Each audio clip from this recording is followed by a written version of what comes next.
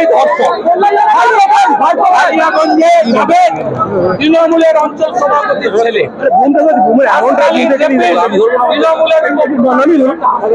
আর এখানকার 3টে মালি ভাইপো গ্যাং তৃণমূল ছাত্র পরিষদের নেতা।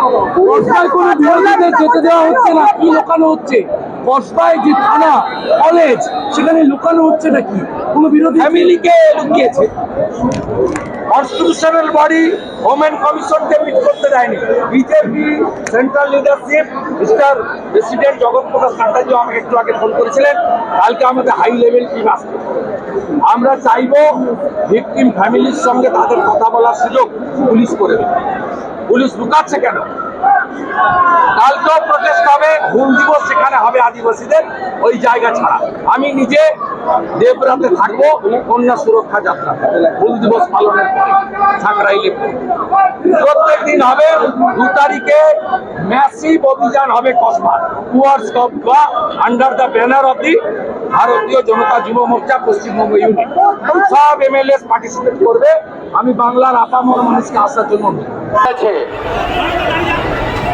শুধু কসবার ঘটনা নয়, মমতা ব্যানার্জির মুখ্যমন্ত্রীত্বে পার্ক স্ট্রিট থেকে আরজিকর হয়ে কসবা আমাদের কন্যা রত্নরা, কন্যা লক্ষ্মীরা, আমাদের বোনেরা, আমাদের বেটিরা এই সরকারের আমলে সুরক্ষিত নয়।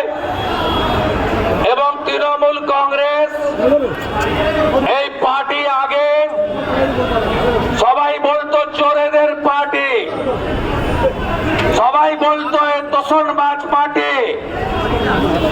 আজকে গোটা বাংলা বলছে এই পার্টি ধর্ষকদের পার্টি, রেপিস্টদের পার্টি। এই পার্টির নাম হলো রেপিস্ট তৃণমূল কংগ্রেস। আমরা প্রথম দিন থেকে আমরা প্রথম মাঠে নেমেছি রথযাত্রার দিনে। রাকেশ সিং, অনুপম ভট্টাচার্য, ডাক্তার ইন্দ্রনীল খানরা কসবা থানায় বিক্ষোভ করেছিলেন। আমাদের 35 জন কর্মী গ্রেপ্তার হয়েছিলেন।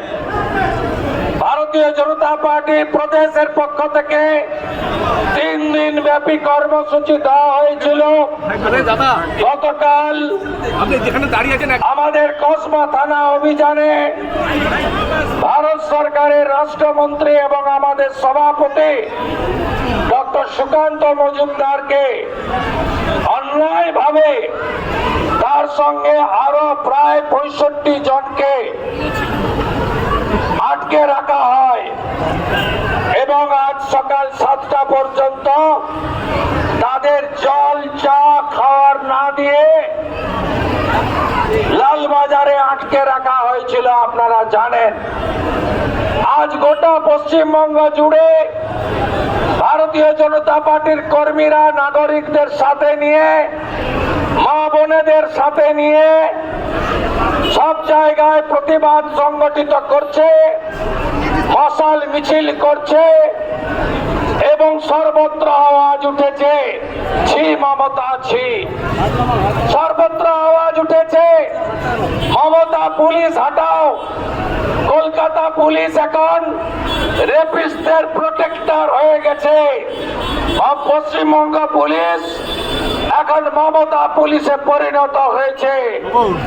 এবং এই ঘটনায় আপনি একটার পর একটা কামদুনিতে যাদের ফাঁসি হয়েছিল তাদের মুক্তি দান করিয়েছে সিআইডি এবং লয়াররা কলকাতা হাইকোর্টে। কামদুনিতে যারা মামলা করেছিলেন তারা সুরক্ষা পায় না, আর যিনি রেপ করেছিলেন তার বাড়িতে বারাসাত পুলিশ ডিস্ট্রিক্ট থেকে হাউস গার্ড বসানো আছে। হাসখালিতে ক্লাস 9-এর বাচ্চা মেয়েটিকে রেপ করে যে খুন করলো তৃণমূলের উপপ্রধানের ছেলে, আপনারা জানেন সিবিআই তদন্ত হচ্ছে এবং রেপিস্ট জেলে আছে। আছে। একইভাবে কালিয়াগঞ্জে রাজবংশী পরিবারের ক্লাস 12 এর ছাত্রী, তাকে যে রেপ করলো তার নাম জাবেদ, তিনি তৃণমূলের অঞ্চল সভাপতির ছেলে।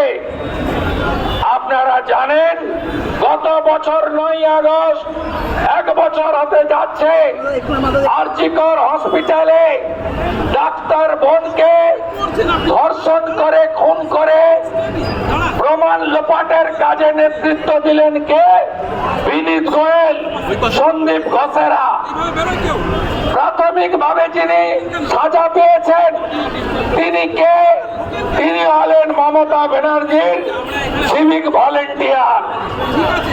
আজকে বোনেরা, আজকে মহিলা ডাক্তার, তিনি হসপিটালে মেডিকেল কলেজে সুরক্ষিত নন।